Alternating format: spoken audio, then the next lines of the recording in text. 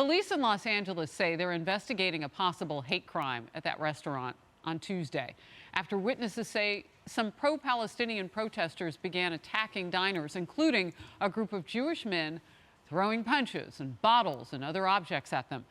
The dramatic confrontation caught on the cell phone camera. Watch. Guys.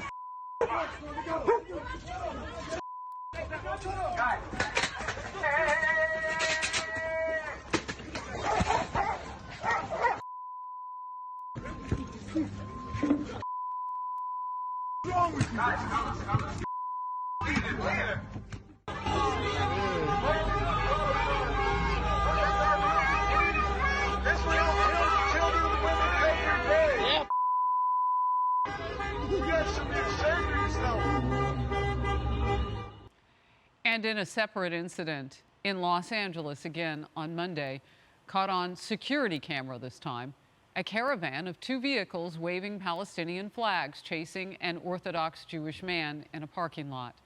He escaped unharmed. Incidents like these are fanning across Europe as well. Just last week in London, 4 people reportedly were arrested after pro-Palestinian caravan of cars you see here broadcast anti-Semitic slogans and threats from a bullhorn. Dave, I want to come to you first on this. And first of all, just talk about how it happens that this escalates so far away from what's happening in the conflict and what the kind of the connection points are from what they're going through and America. Yeah, well, look, in many ways, these people that are doing these attacks, whether it's here in Los Angeles, I'm in Los Angeles right now, or whether it's in Europe or anywhere else, they're making actually the best possible argument for Israel, which is the place that they seem to hate the most. And by the way, the place that is the most progressive in all of the Middle East, not by a little bit, but by an insurmountable amount. I mean, it's the only place that has any true liberal values, any level of democracy, any of the things that leftists purport to care about. But let me talk about it broadly and then specifically about Jews for a moment, which is at the broad level, you know, this is completely consistent with everything we've seen from the left over the last couple of years.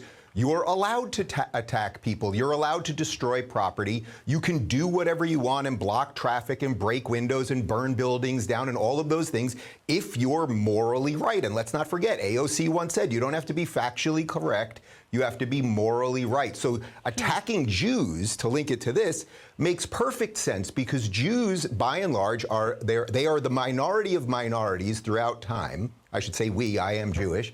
And Jews have succeeded through all of the beautiful things that America has afforded us, which is freedom and liberty and education and family, all of those good things that the left is now trying to destroy. So Jews don't fit in the intersectional calculator that the left wants. They want their minorities oppressed. They want black people oppressed and to behave that way, which is why when a black person says, I'm no longer part of the left, they try to destroy them. They can't make sense of what's going on. How could Jews be oppressed and a minority and also successful, which is exactly why this is happening with Asian people as well. It doesn't work for their worldview, and it's not going to stop. That is simply the truth.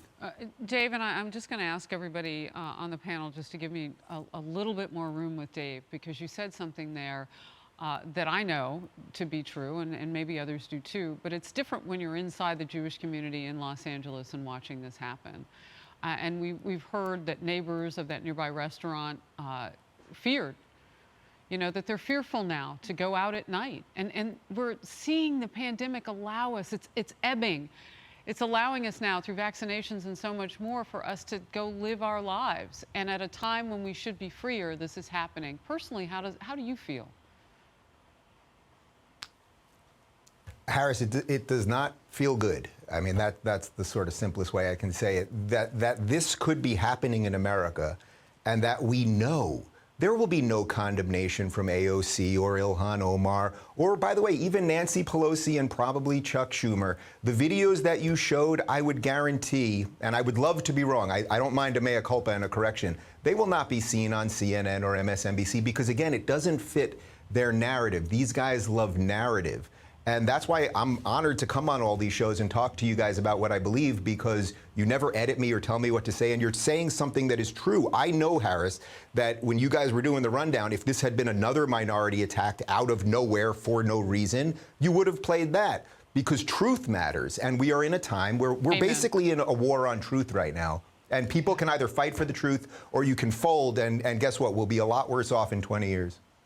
You know, Kayleigh, I want to just take away from all of David said with a core issue here, and it is politics in America. And when you hear that Congresswoman Ocasio-Cortez, per Dave Rubin, is looking at, well, it doesn't really matter what the facts are, it's morality. How do you have a higher moral ground if you don't live with the facts and live by them? Getting rid of anti-Semitic individuals out of the Democrat Party, to be frank. And that's hard to hear, but it's a truth. Let me start with AOC. She said that Israel was occupying Palestine. Occupying Palestine. And when she was asked what she meant by that, she said, oh, I'm not a geopolitics expert. Why is she speaking? No kidding. Then? Exactly. Why is she in Congress? But going beyond AOC to the anti-Semitic remarks I'm referring to, you have in the Democrat Party Rashida Tlaib, who has talked about if you support anti-BDS movement, which is boycotting Israel, that she's questioning your loyalty to the country. She used the words calming feeling in relation to the Holocaust. Ilhan Omar said it's all about the Benjamins. She's talked about Israel hypnotizing the world. These are anti-Semitic remarks. And when the onus was on the Democratic Party to pass legislation saying we condemn anti-Semitism, they could not even pass a clean bill. And you have the leader of the Democratic Party currently, President Biden, praising Rashida Tlaib, saying she's a fighter after she's made remarks like I just described. Well, and what's interesting, did you see that tarmac video that we had yesterday? I mean, maybe their relationship isn't quite as smooth, that he's not doing exactly what some of the far left would want, right? Yes. Here it is. I mean, that's not friendly. We're not really close with a boom mic there, and we can't read lips because, well, the mask wearing, you know, even though they're outdoors and fully vaccinated. All right, let me move on. Emily. I just have to point out that, you know, with the hate crime penalty in the federal domestic sense here, you know, if there's bodily injury, that's a 10-year penalty. You can get up to life. And as well, it includes threats and intimidation. And hearing all of the comments that you reference here, I mean, it breaks my heart because not only are these slurs and absolutely despicable comments, but to me, it rises to the level of intimidation. And these are frankly hate crimes coming out of Congress people's mouths. And I also have to point out that as we see spiking trends of anti-Semitic crimes, and obviously like we're seeing on air, it's so troubling to watch. That's always against a backdrop, however, of an ever-present situation. These are just spikes. Anti-Semitic crimes are always there. We saw a spike last year, 19%. This is against the global backdrop, for example, of the UN, a clear anti-Israel sentiment they have. They've condemned Israel with resolutions 3 times as much as other countries, including China and Russia, and some that really celebrate their own human rights abuses. It's absolutely preposterous. And I think it's important to just remember that the mild steps that have been taken in the past, for example, 2015, a special session on anti-Semitism, those are but blips in the radar of what, frankly, that community has to deal with all the time. And I just wonder, with the lackadaisical, the invertebrate response that Biden has shown to hold right now, what would that have been like if it was a terrorist organization, a terrorist attack against this country? What can we look to for our president then? Because that's exactly what is happening to our friend and ally. I wish it were just lackadaisical, an invertebrate reaction from Biden. But Tommy, what we're getting is a vacillation. He doesn't know which direction. $735 million for weapons for Israel. Okay, but now there's a movement among growing Democrats that, no, Mr. President, you can't do that, and it's going to be a fight. Yeah, the question is, who is he going to listen to? But if history tells us anything in these last 100 and something days that he's been in office, we know exactly who he's going to listen to. And that's the far left that's controlling the party, controlling the White House, controlling his administration, and in many cases, controlling him. But I think it's wise to look at everything going on both domestically and internationally. Domestically, as Dave said, having also lived in L.A., there is a culture of lawlessness that's been cultivated, especially over the last year, where people think that their crimes, as long as they're committed against certain people, don't matter. matter, that they have the moral right or moral obligation to commit those crimes, those acts of hate and indecency. That is a culture not only in LA, but in a lot of Democrat-run cities, especially, that have placated to groups like BLM over last year that made those things seem like they were okay. And furthermore, domestically, I think we also need to talk about the president, as we already have, but his lack of leadership, and comparing him to the last president that again moved the embassy to Jerusalem, that said, I stand with Israel. You had a president that wanted to work in an international way, but also wanted to make sure that the world knew exactly where he stood.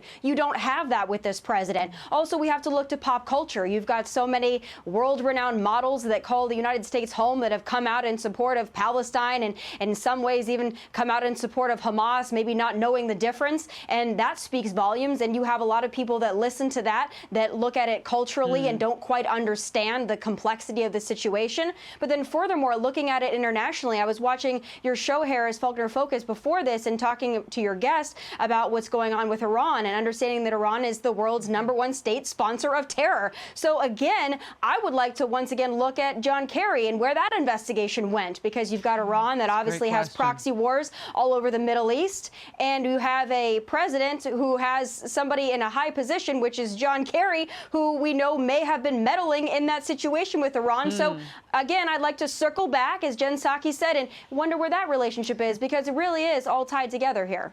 You're talking about Ambassador Dan Gillerman, formerly of the UN, the Israeli ambassador, who joined us from Tel Aviv a short few minutes ago on the Faulkner Focus. And he said, echoing what Tommy Lahren is saying, that many people don't understand, that this is not about the Palestinian people. This is not about wanting anything but furthering of their own safety from all of us, and their future protected and growing and increasing.